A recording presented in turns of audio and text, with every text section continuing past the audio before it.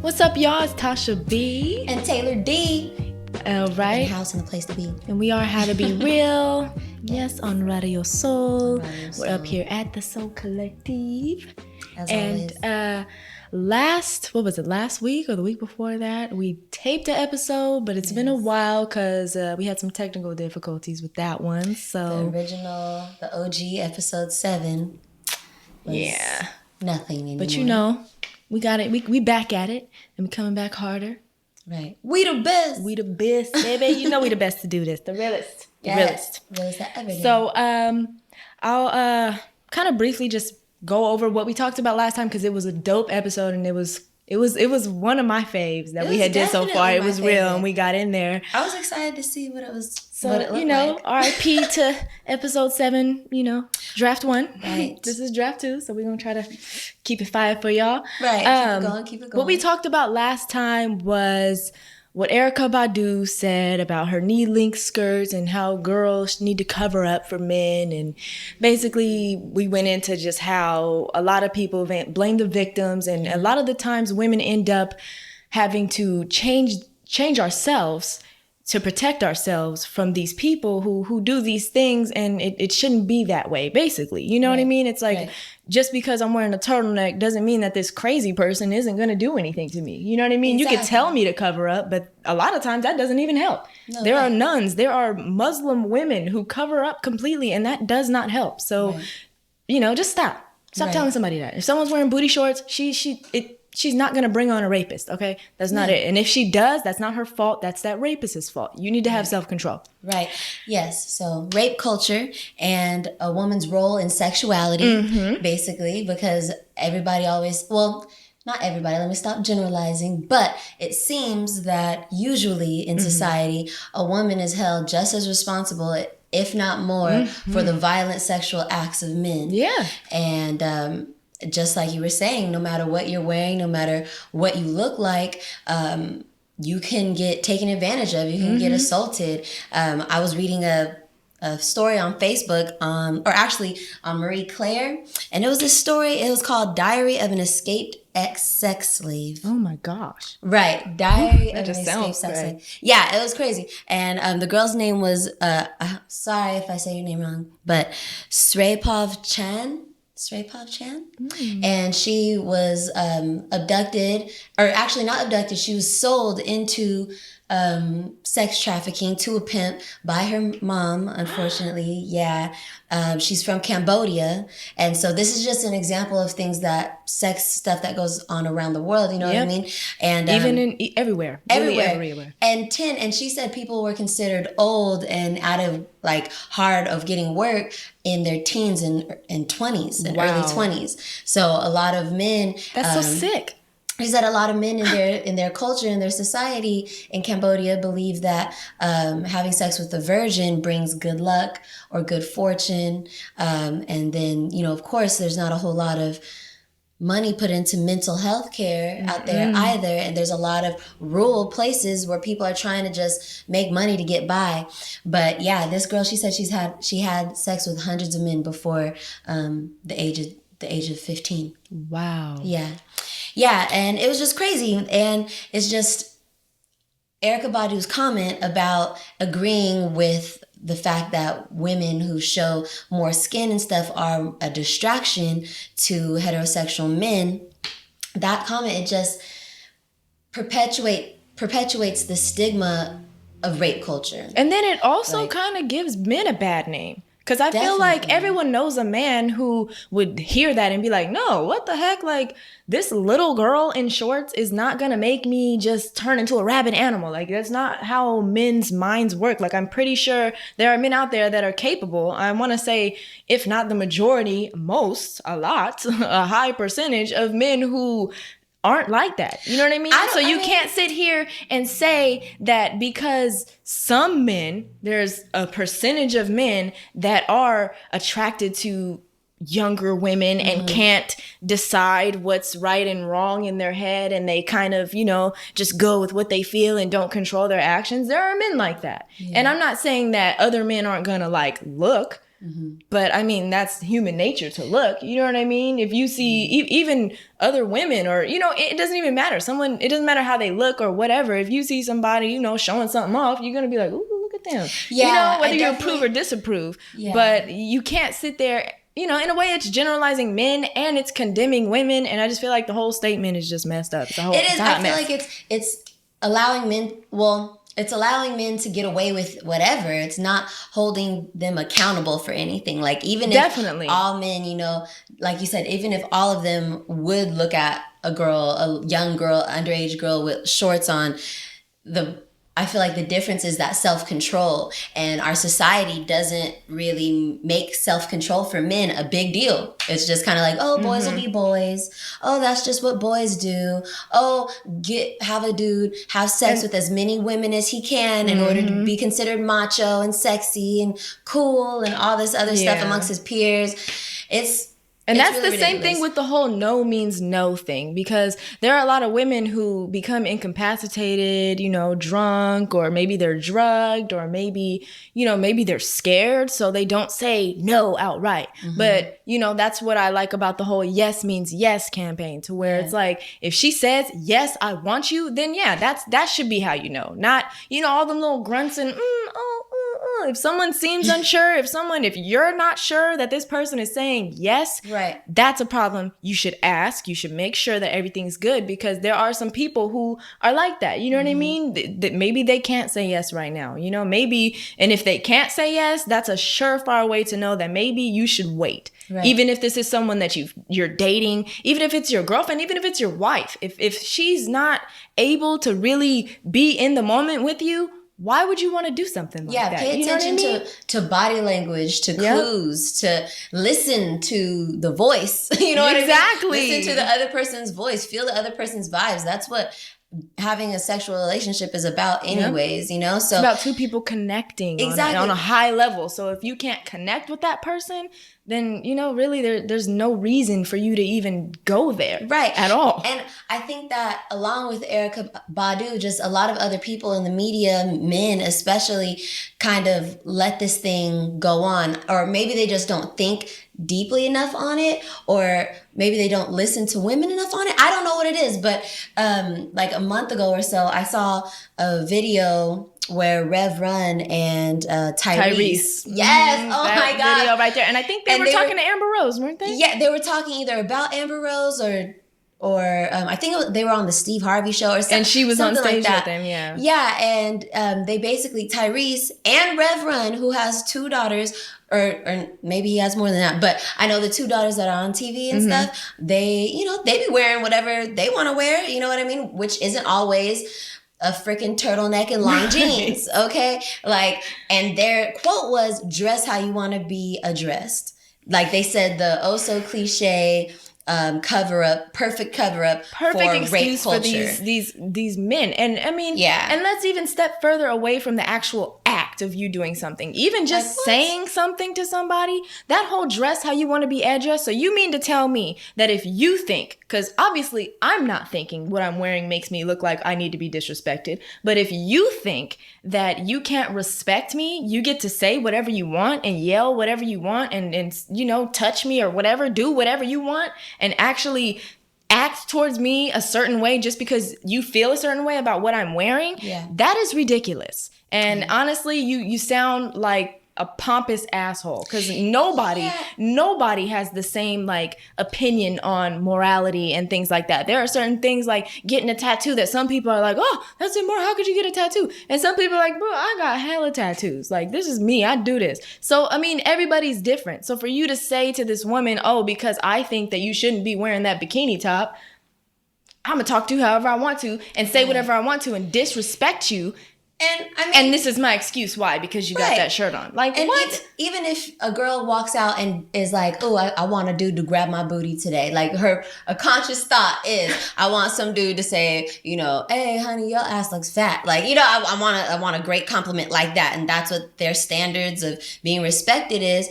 That's their choice though. Like let a woman guide you to that, don't just come out with it and be like, hey, what up, baby, what up, little mama, like, because not everybody wants to be called that, and we have the option and the right to say no to that, like, and it just doesn't even make sense how those words, certain words, can leave dudes' mouths, like, especially men with daughters and mothers in their lives. You know, I can understand if somebody got treated really poorly by their mom and they have no strong women in their lives, or if they grew up only around men who like beat and disrespected women, and so they think that that's what they're supposed to do.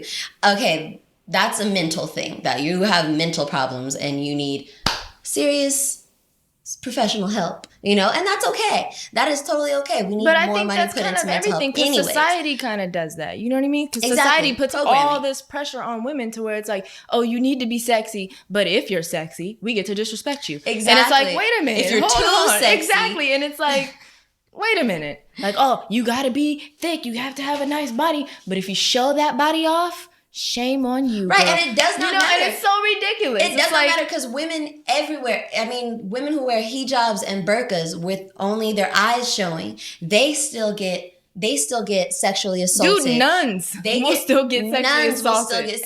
That's a woman who has given herself to Jesus. Right. They're dressing how they want to be addressed. They don't want to be addressed at all.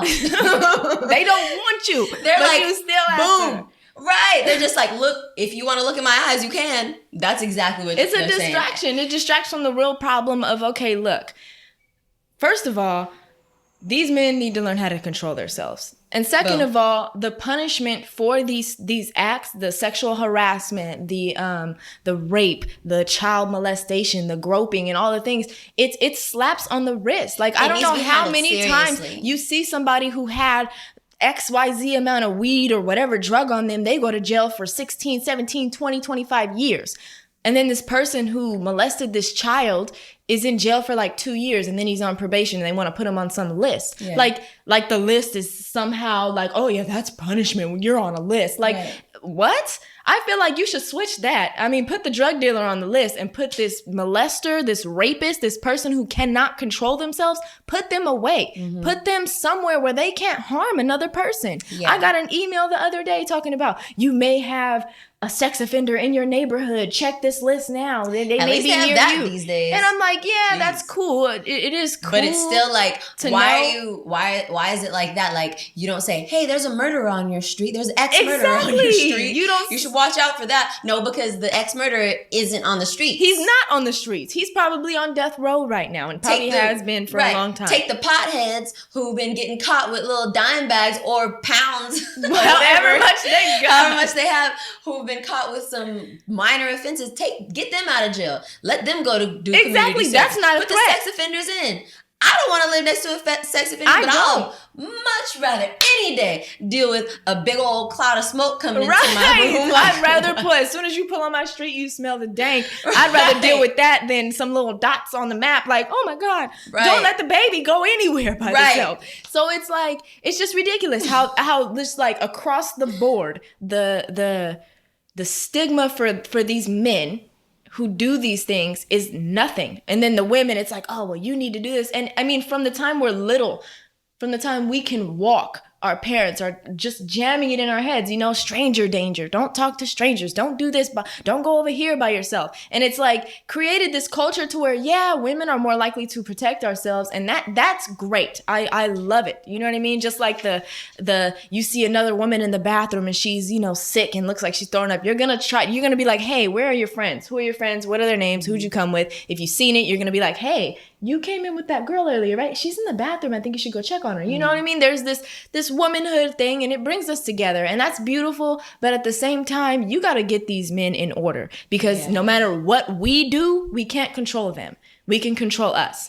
And which is crazy that I just feel like this topic has been kind of just on fire these last couple of months. Like, and it's really beautiful because women who are really truly victims have been brainwashed, or just by everybody who's judging them, which is most likely everyone they know.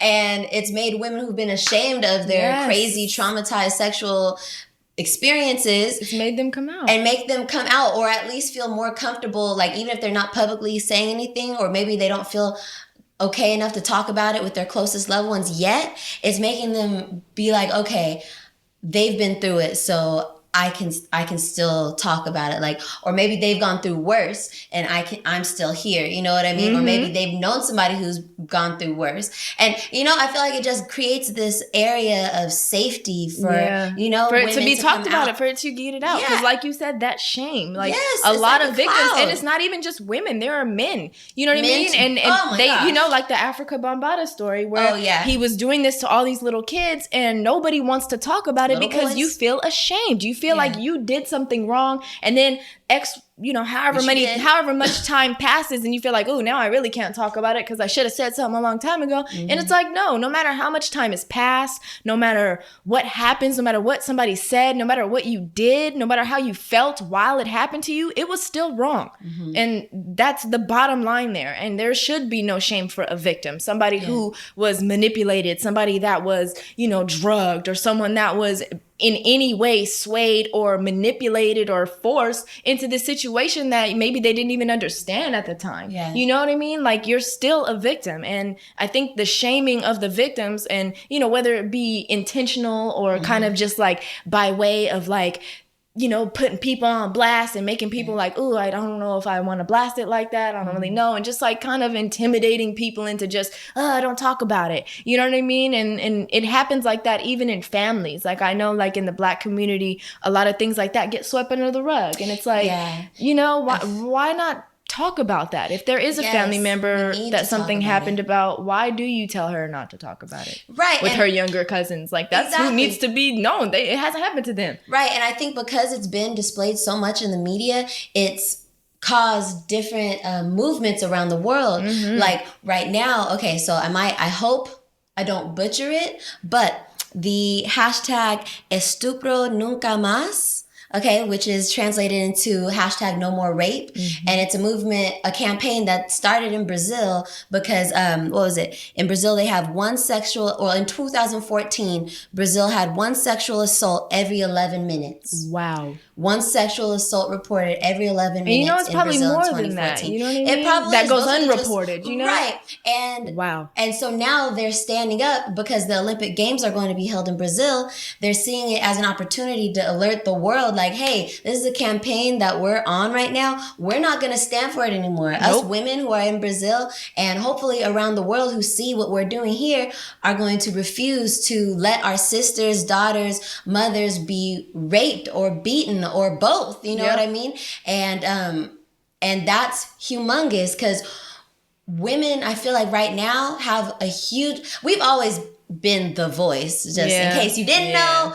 Power to women right now, because we've always been the neck that turned the head, you know what I mean? But right now in 2016, I just feel like women have so much power, like, and we know it, or just realize it now. Exactly, the power's always been there. That we've had the power, exactly, and that's when it counts. That's when it counts, because if you have power but have no idea that you have it, or don't know how to use it, or you know what I mean, you've been told over and over that you didn't, so you forgot that you had the power. It opens new doors, new freaking universes when you get it back, when you gain it and you use it. And things change. Things change when you realize that power. When you realize that you have the power to change things. And, as much as like the media or the skeptics and the people who are cynical will try to tell you, things ain't gonna, one person can't change this, and it's gonna take a lot more than you talking about it to change it. All that is just discouragement. That's exactly the mindset that the powers that be want you to think like that, and even if it's just the people at your job, they want you to think that you can't change things. And the reality of things is that you can. You know what I mean? You can. Whoever you are watching this right now, you can change things. Yes, you can. And I mean, like, it can happen between you doing something and also with you not doing something. Like, if you say, you know what, I really don't like that Urban Outfitters like really told, what was it, the Navajo people that their tribe wasn't popular enough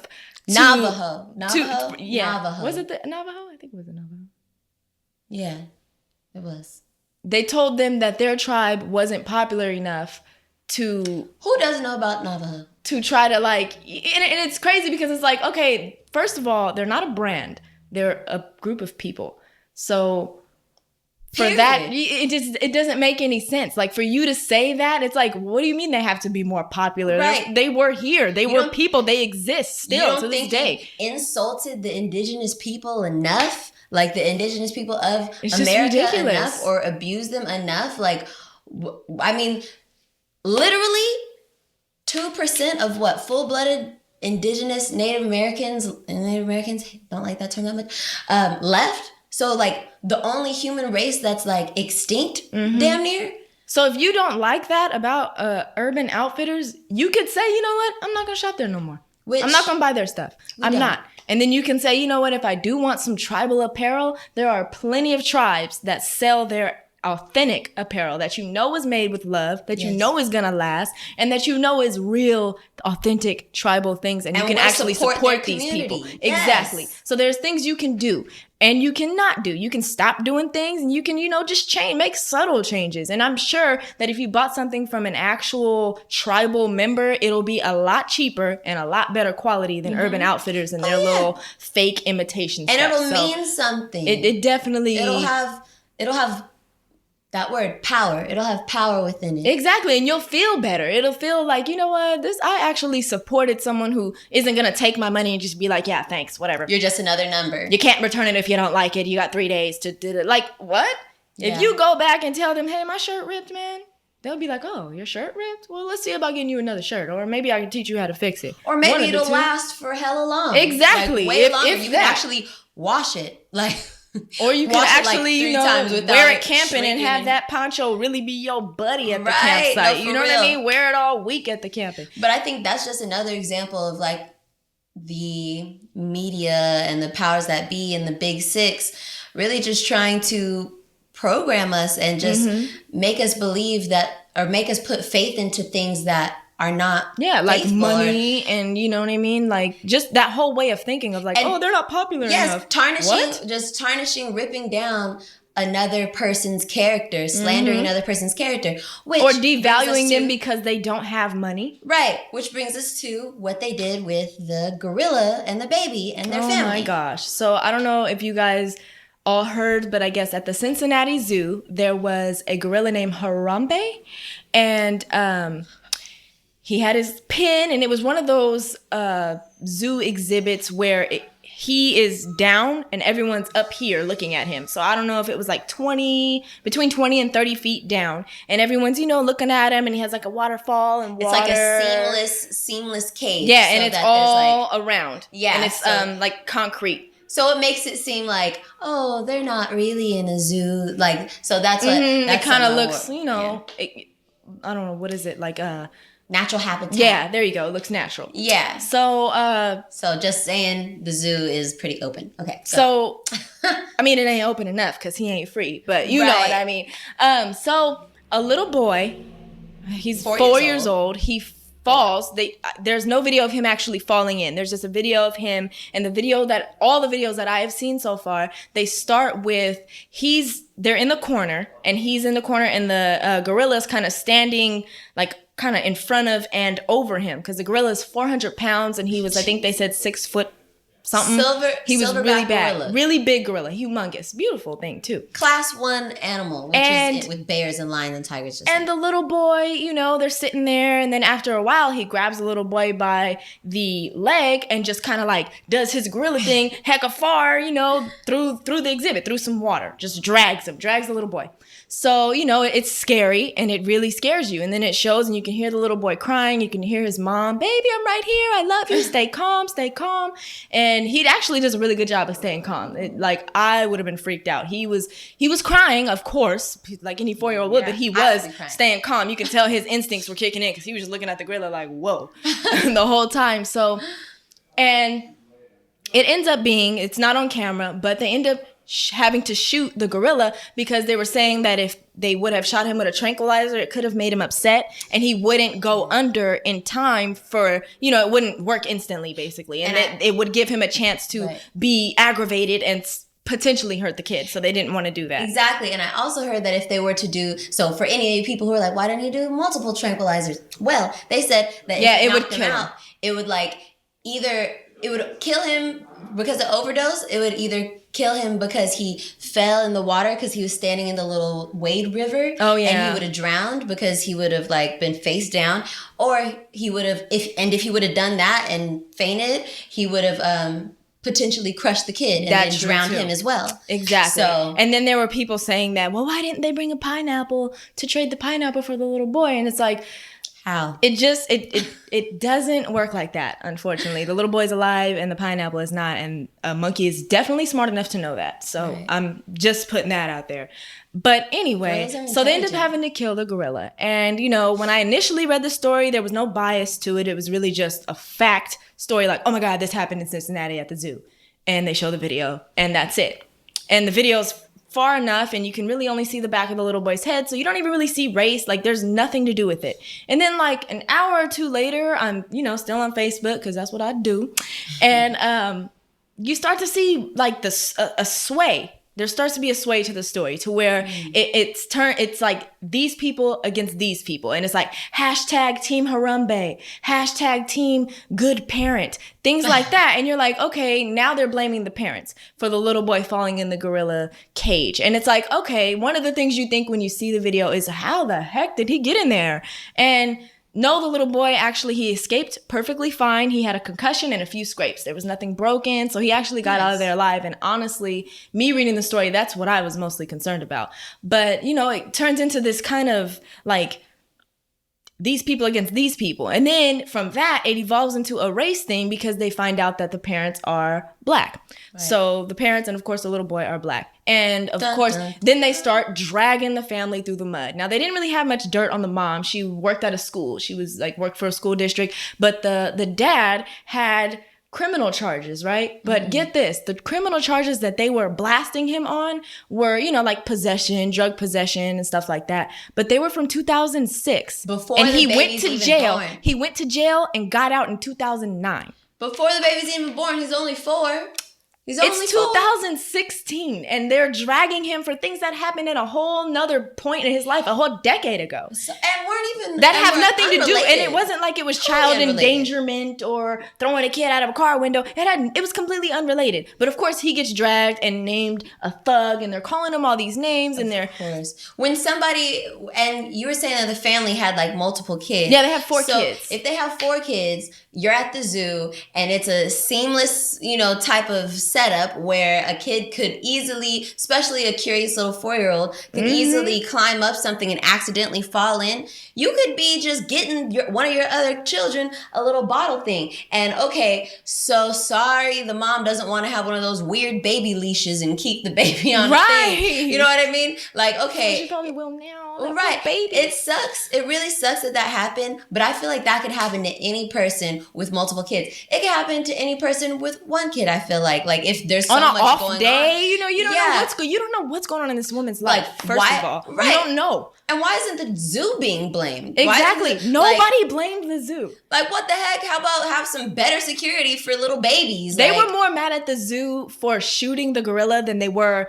that the enclosure was capable of a little 4-year-old boy. Unacceptable. Falling in there. And so it's it's just that in itself it's just proof that the media has control over the way that, or at least what we see, the way that things are seen. They have sway. You know what I mean? They're able to take it from it being this situation. Oh, to now it's a race war now. Now it's these people. Now it's this. Now if you're Black, be mad. If you're not Black, don't be mad. And it's they're trying to create this, them versus them, team Harambee, team good parent. Any way possible. They spew this, America, the land of the free, home of the brave, freedom.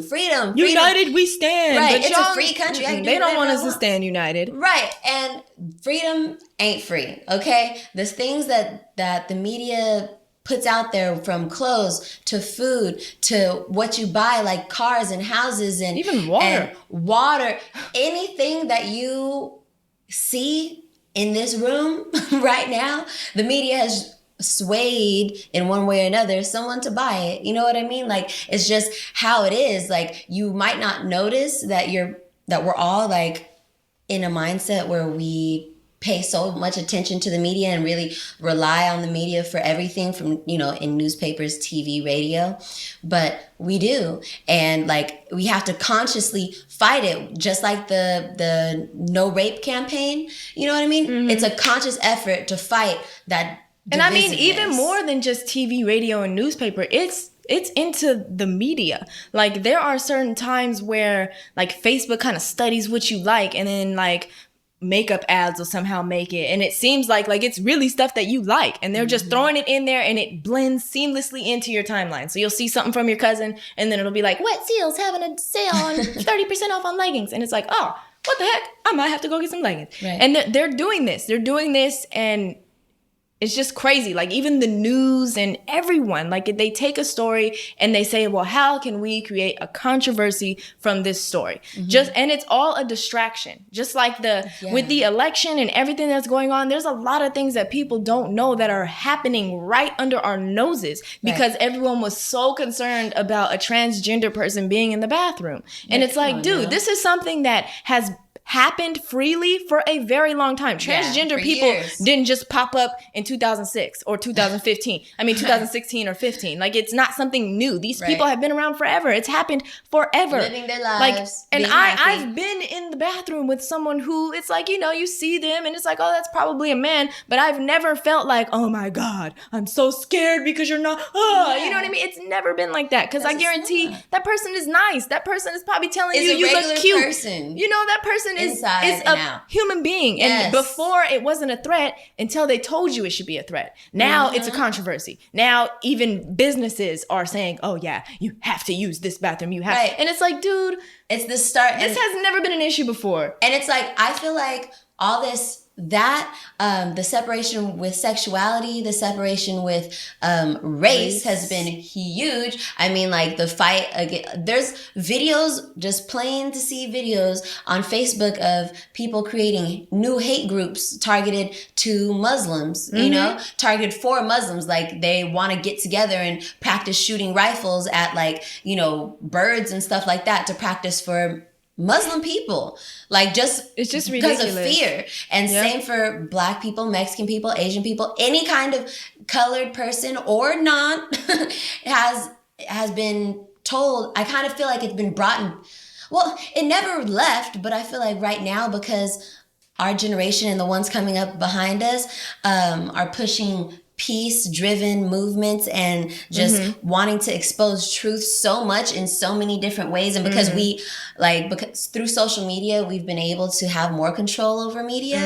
And it puts it in the hands of the people. Exactly. And I feel like the Big Six and all the other media outlets have, like, and government and the people who we don't even know control our money. Rockefellers and all the rich old white people that look like they should be dead, but for some reason they're not. Yeah, it's like they know and they can feel that the people, us, the society, no matter what color, we're starting to figure out that, hey, we're all one. We're all people. Forget all this stuff that divides us. Let's come together and be one. And so when that happens, they spew in more reasons to be divided. Like, or when team this, team that, all that. Or when we say things like, okay, well, they don't want us to, like she said, to get all united and realize that, hey, we're kind of all going through the same struggles. We all are being exploited. So what the heck? They don't want us to look up to them and say, wait a minute. The problem isn't this transgender man just trying to use the restroom, wash his hands, and go about his day.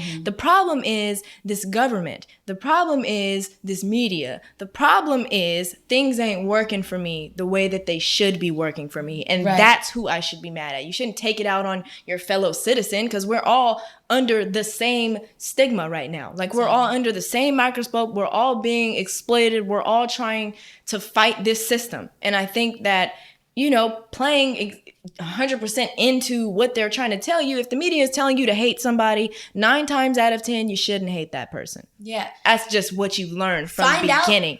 Find out about them. Learn about them. Fact check. Exactly. Find a reason other than just what you've been told to not like this person or like this person. Or fear this person. Because what? At the end of the day, we all have a beating heart with blood pumping through us, and we're all just, bones and meat walking down the street. Okay, that's Bones all and we meat, are. walking Okay. down the street. Bones and meat, walking down the street, but bones and meat, bones and meat, bones and meat, bones and meat, bones and meat, bones and meat. So yeah, that's the new song, Bones and Meat, coming soon. Bones and Meat, how to be real. But no, really. So I mean, try to pay attention to what's really happening right now. And 9 times out of 10, that's gonna be somewhere like this. So listen to some blogs. You know what I mean? Not just our blog. Listen to a lot of blogs. Listen to the people talk. Two Dope Queens. Exactly. That's a great Two Dope Queens. I mean, right they're kind of really like fun. us. They're a little more OG with it, but check them out. It's hilarious. They are dope. They're hella funny, Yes, and and they're it's real. They are real. Yes, it's and great. I mean, there's more than that. Like, even if you aren't, Black or mixed or this or that, whatever it is, whatever you want to hear about, learn about, there is someone doing that. You know what I mean? You can check out a YouTube channel or something that's not mainstream media. You can really fact check and get some real. You can, you can listen to a blog from someone from Sri Lanka or someone in Brazil, like you said. Like, you can really hear it for yourself. Some real stuff that's really happening, and really get some real knowledge and some real facts. That's a perfect step one to consciously changing what we're talking about now. If you want to consciously change rape culture, talk about it, learn about it. Don't be afraid to say something, even if it's taboo. And don't make it taboo. Break that wall down. Exactly. That taboo thing. And that's for any of the topics it should that we be talked taboo, about. because you never know. If you open up about it, someone really close to you or someone they may have gone through something like that, and they may be open, just seeing that you're open to it, seeing that maybe you even bring it up, like, man, yeah, I've been learning about this and it's crazy. Someone might say, man, I know that happened to me. And you'll learn something that you've never known about a person that is close to you. You know what I mean? Because it's like, it's really high, and it's really sad, the amount of people that go through it. It's like 1 out of every 3 or 4 people have been sexually assaulted or raped or something. You know what I mean? It's happened. Or judged by, or their character slandered because of what they've seen on the media, and they now are going out and doing that to other people. Yep. Whatever it is, like, if somebody was brainwashed, and now they're doing it to even other if people. Even if you can't get a reaction out of somebody, even if they don't respond to you, even if they don't have the response you want, you're planting the seed. It might not be your job to water it and watch it grow, but you've planted it. Yep. Or maybe their seed was planted and you're watering it. You know what I mean? Or maybe you're being that ray of sunshine to help it grow.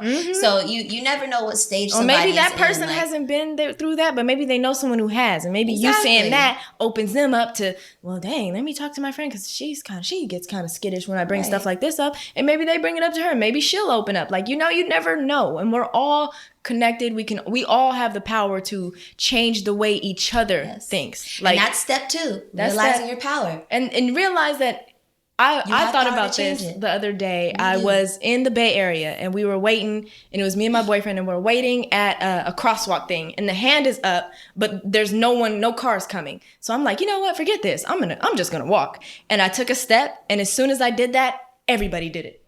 Everybody, like, the signal didn't change, but I looked behind me and everyone was coming, and the people coming this way. After I walked, everybody walked. So it's kind of like, I don't know, to me it was metaphorical to just how life is. You know what I mean? When you see that another person is enlightened, it makes you kind of want to, like, well, dang. You gravitate towards it. When you see somebody moving forward, you want to move with them. That's just human instinct. Yeah. So if we, instead of moving backwards and instead of like inciting conflict with each other, if we all just say, you know what, in this situation, which is one of the comments I left on like a big old feed of comments under the gorilla video. Yeah. And I was just like, I'm just really glad that baby wasn't hurt. Because to be honest with you, it's really sad that this gorilla had to die like this. And I mean, the zoo, it's your responsibility to keep the animals safe, and more importantly, to keep the people safe. You know what I mean? Like, if you can't realize that a human life was at stake, and that's not all that matters to you, I mean, that's messed up. Because it's sad about the gorilla, but at the same time, that was a 4-year-old boy. Yeah.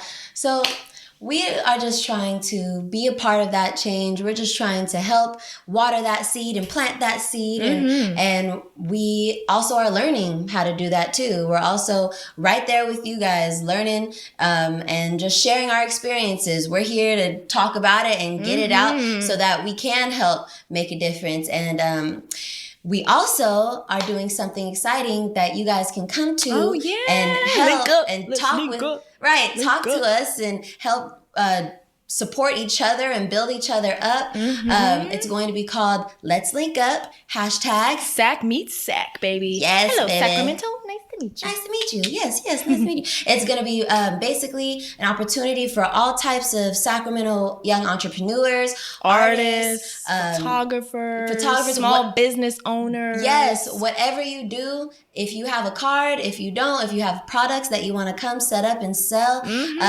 contact us. Let us know if you got music you want to perform. Yes. Maybe you write poetry and you want to perform that. Or maybe you a freestyle spitter. Come up here, show us what you got. Broadcast your skills. If you make beats, there's going to be artists there. Come, spin something. Let everybody know what you're about and switch cards. And it's basically going to be like a networking mixer and an open mic. So it's going to be here at Soul Collective. Right now, our date set is July 16th. Saturday.